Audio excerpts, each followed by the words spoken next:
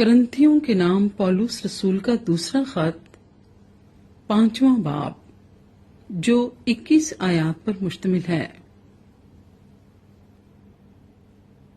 क्योंकि हम जानते हैं कि जब हमारा खैमे का घर जो जमीन पर है गिराया जाएगा तो हमको खुदा की तरफ से आसमान पर एक ऐसी इमारत मिलेगी जो हाथ का बना हुआ घर नहीं बल्कि अबदी है।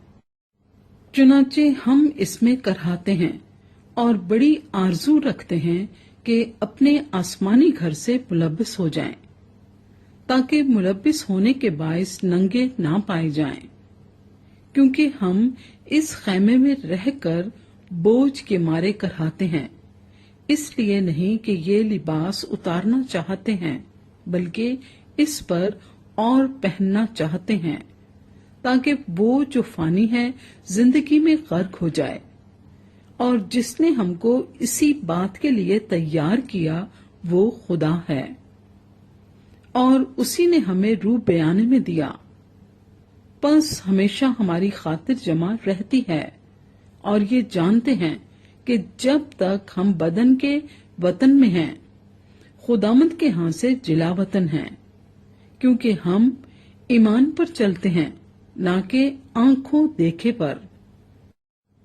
गर्ज हमारी खातिर जमा है और हमको बदन के वतन से जुदा होकर खुदावंद के वतन में रहना ज्यादा मंजूर है।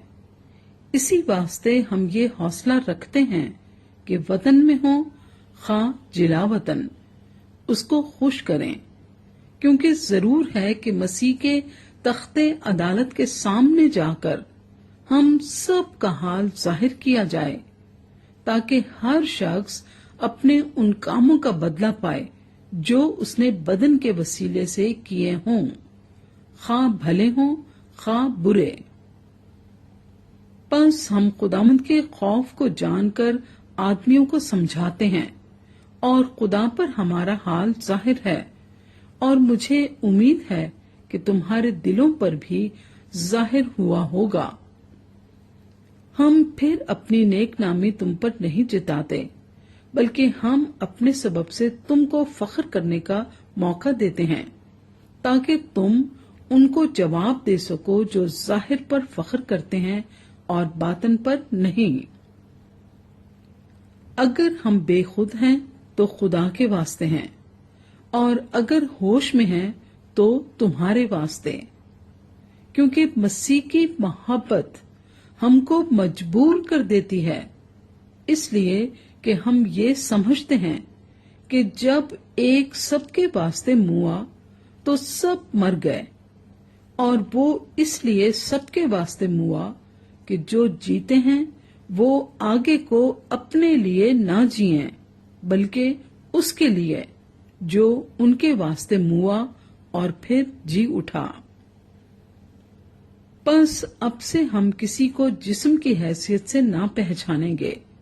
हाँ, अगरचे मसीह को भी जिस्म की हैसियत से जाना था, मगर अब से नहीं जानेंगे। इसलिए अगर कोई मसीह में है तो वो नया मखलूक है, पुरानी चीजें जाती रहीं, देखो वो नई हो गईं। और सब चीजें खुदा की तरफ से हैं, जिसने मसीह के वसीले से अपने साथ हमारा मेल मिलाप कर लिया और मेल मिलाप की खिदमत हमारे सुपुर्द की।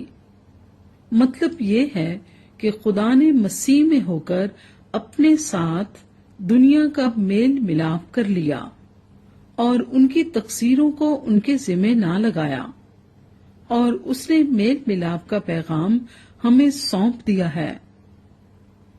बस हम मसीह के एलची हैं, गोया हमारे वसीले से खुदा इल्तमास करता है।